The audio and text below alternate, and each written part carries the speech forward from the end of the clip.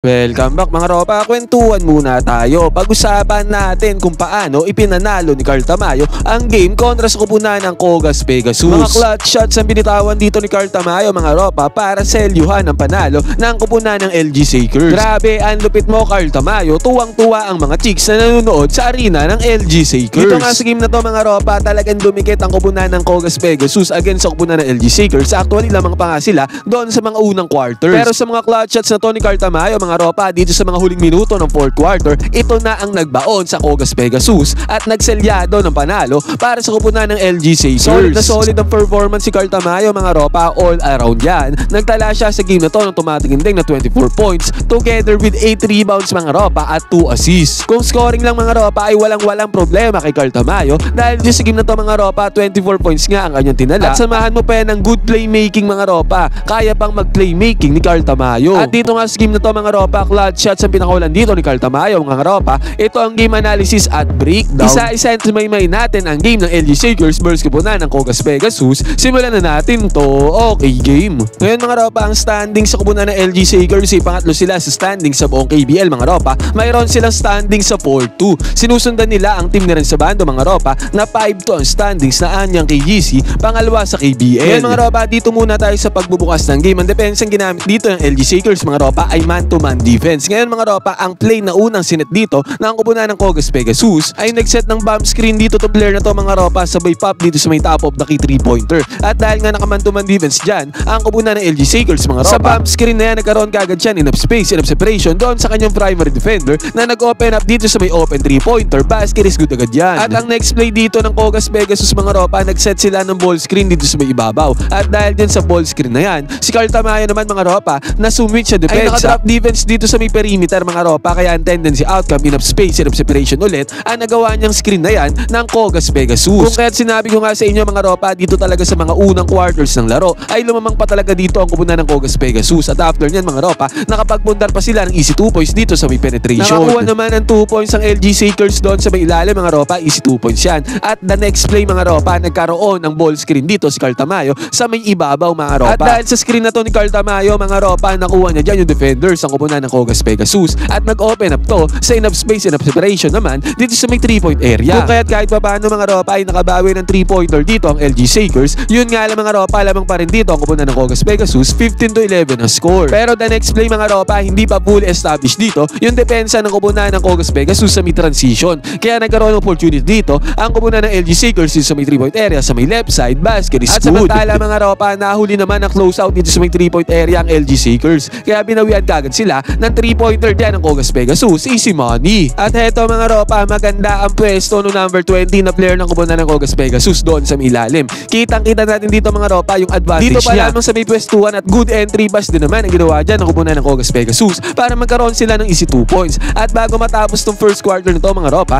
nagkaroon pa ng fast break dito ang Kogas Pegasus. Easy 2 points ulit yan mga ropa. Kung kaya't natapos ang quarter na to 23-16 ang score, lamang pa rin dyan ng 7 points ang kupunan ng Kogas Pegasus. At bago bukas pa ng second quarter mga ropa, magandang play kaagad ang ginawa dito ng Kogas Pegasus. Gumamit sila ng ball screen dito, pick and roll gameplay mga ropa. Nalito dito yung center ng kupunan ng LG Sakers mga ropa, kung dediretso ba tong ball handler or ipapasa doon sa may nagro-roll. Pero eventually mga ropa, dahil na-attract nga dyan at nalito yung center ng kupunan ng LG Sakers, pinasa yung bola doon sa may nag-roll mga ropa, easy 2 points ulit ang napundar dyan ng kupunan ng Kogas Pegasus. Good defense naman ang ginawa dito ng kupunan ng LG Sakers mga ropa. At after dyan sa good defense na yan, nagkaroon sila ng transition offense dito. Magandang pasa ang ginawa ni Carl Tamayo papunta dito sa may 3-point area sa may transition. Kaya ang resulta nito mga ropa, 3-pointer para sa kupunan ng LG Sakers, basket is good, easy money. At eto pa mga ropa, again another good play na naman ang ginawa dito ng Kogas Pegasus. Sa play na to mga ropa, nag-pick and roll gameplay ulit sila mga ropa. Tatlong players sa kupunan ng LG Sakers ang sumalubong doon sa nag-roll. Yun nga lang mga ropa, good cut papunta dito sa may left baseline ang ginawa ng kupunan ng Kogas Pegasus. At naipasa yung bola dyan mga ropa, kaya open na open dito sa may baseline, easy 2 points. At another one mga ropa, again another ball screen na naman ang ginawa dito ng kupunan ng Kogas Pegasus mga ropa.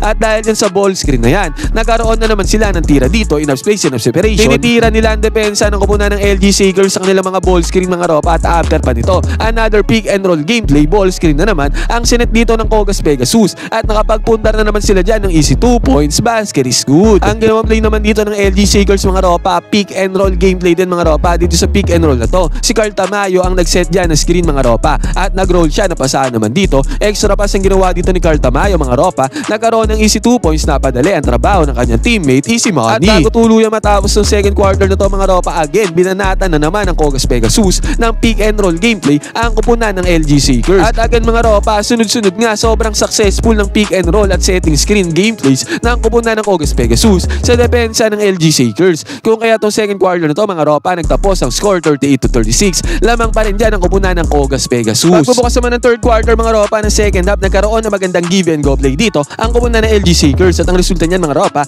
easy 2 points sa kanila pundar dito. At again mga ropa, nagbigay na naman ng screen dito ang kupunan ng Kogas Pegasus. Hand off screen yan mga ropa, pero ang maganda dito sa defense yung ginawa ng LG Seekers ay hindi nakadrop defense dito yung center nila mga ropa para hindi magkaroon ng 3-pointer dito ang Kogas Pegasus. Yun nga lang mga ropa, nagkaroon naman ng counter attack dito ang Kogas Pegasus dahil nga hindi nakadrop defense dyan mga ropa, inatake nila direkta ang depensa dito sa may ibabaw. Mismatch kasi na create ng hand off screen na yun mga ropa, kaya lamang talaga tong ball handler sa speed mga ropa, kaya iniwanan niya lang dito yung primary defender, easy 2 points kagad na nagawa dyan ng Kogas Pegasus. At si Carl Tamayo naman mga ropa ay gumamit din ng screen dito sa may perimeter mga ropa at inatake na ni Carl Tamayo ang depensa doon sa may ilalim. Nakakuha siya dyan ng easy 2 points, basket is good. At dahil sa 2 points yan mga ropa, nahawakan ng kupunan ng LG Seekers ang kalamangan dito sa may third quarter, 42-40 ang score. Pick and roll gameplay ulit ang ginawa dito ng kupunan ng Kogas Pegasus mga ropa, pero broken play to. Pero tong broken play na to mga ropa, nagresulta pa to sa 3-pointer dito sa may left wing mga ropa, pumasok pa dyan ang 3-pointer ng Kogas Pegasus. At again mga ropa, again another screen play na naman ang ginawa dito ng Kogas Pegasus. Screen na naman to mga ropa at sa konting space, konting separation dyan sa may 3-point area mga ropa, agarang pinukol ang 3-pointer. Pasok na naman ang 3-pointer dito ng Kogas Pegasus. At after ito mga ropa, nakakuha ng good penetration dito ang Kogas Pegasus. Another 2 points na naman ang kalabundar dyan mga ropa. At dito mga ropa, good play ang ginawa ng LG Seekers. Pick and roll gameplay ito mga ropa, pero ang gandang cut ang ginawa doon sa may baseline ng kupunan ng LG Seekers mga ropa, kaya sa kanya naipasa yung bola na nagresulta sa easy 2 points, basket is good. At ito mga ropa, dito sa possession na to, si Carl Tamayo ang may hawak ng bola dito. Kitang-kita natin dito mga ropa, nanghingi siya ng screen dito sa may ibabaw. Pero actually mga ropa, hindi nga nagamit ni Carl Tamayo yung screen na yan dahil bago pa makarating ng fully yung screen dito, agad-agaran niya pinukol ang 3-pointer dito sa may top of the key. Kahit na well defended siya dyan mga ropa at enough resistance ang binigay ng Kogas Pegasus dito sa may 3-point area mga ropa, pinanis ni Carl Tamayo ang depensa dyan. Pasok ang 3-pointer dito, long range ba mga ropa, basket is good para kay Carl Tamayo. At sa 3-pointer na yan mga ropa, hype na hype dito si Carl Tamayo. Sinigundaan pa yan mga ropa ng kupunan ng LG Seekers ng good penetration na to mga ropa at nakakuha sila ng second chance points dyan para sa easy 2 points, basket is good. At after pa nito mga ropa, hand off screen ang ginawa ng kupunan ng LG Seekers dito ulit sa may top of the key. At dito sa hand off screen na to mga ropa, kitang-kita natin to, enough space, enough separation kagad ang nagawa niyang hand off screen na yan para makapukul ulit ng top of the key 3-pointer ang LG Seekers. Pasok ang 3-pointer dyan sa may long range pa mga ropa, basket is good, no problem. Pero problema to para sa kupunan ng Kogas Pegasus mga ropa dahil pagpasok ng 4th quarter, lumamang na dito ang kupunan ng LG Seekers. Pagpasok pa ng 4th quarter mga ropa, good defense pa ang ginawa dito ng LG Seekers mga ropa na nag-eventually nag-end up to sa may fast break. At si Carl Tamayo nag-finish dyan sa may fast break na yan mga ropa. Kung kaya't agaran na pa timeout dito ang Kogas Pegasus mga ropa kasi namamagana ang kalamangan ng LG Seekers. Ang score dito mga ropa, 61-52. Lamang na ng 9 points ang kupunan ng LG Seekers dito sa may 4th quarter. Sa possession naman na to ng kupunan ng LG Seekers mga ropa, nagmintes ang tirada dito ni Carl Tamayo doon sa may ilalim at nakakuha ng good defense dito ang kupunan ng Kogas Pegasus mga ropa. At yan sa good defense yan, nakapag-convert naman sila ng 2 points sa good penetration. At eto mga ropa, good defense din naman na sinagot dito ng kupunan ng LG Seekers. At yan sa good defense yan mga ropa, may spot up shooter dito sa may transition offense, dito sa may right wing 3-pointer. Open na open yan mga ropa, may close out na humabol dyan. Pero huli na ang lahat, pumasok na ang 3-pointer dito ng LG Seekers. Papunta na nga sa 5 minuto ng 4th quarter mga ropa, 10 puntos ang lamang dito ng kupunan ng LG Seekers. Nagkaroon ng last heave, ng last hope dito ang kupunan ng Kogas Pegasus. Dito sa may pasa ng bola sa may right wing 3-pointer mga ropa, sumubok lumosaw dyan si Carl Tamayo, pero naipasok ba ng kupunan ng Kogas Pegasus. Long range ba mga ropa, basket is good. At after pa nito mga ropa, good entry pass pa ang ginawa ng Kogas Pegasus papunta doon sa milalim na nagresulta sa easy 2 points sila mga ropa. And after pa nito mga ropa, naibigay pa yung bola dito sa may 3-pointer mga ropa. Ang layo niyang 3-pointer na yan, pero still naipasok yan ang kupunan ng Kogas Pegasus. At sa sumunod na possession dito ng Kogas Pegasus mga ropa, nagkaroon sila na good defense dito against kay Carl Tamayo. At dyan sa good defense yan mga ropa, nakapagpundar na naman ng easy 2 points dito ang kupunan ng Kogas Pegasus. Kung kaya sa senaryo na to mga ropa, napa-timeout dito ang coach ng kupunan ng LG Seekers mga ropa, and sa pagkakataon din na to, halos last 2 minutes na na ng game, naging 72-66 pa ang score. 6 points na lang ang hinahabol dito ng Kogas Pegasus.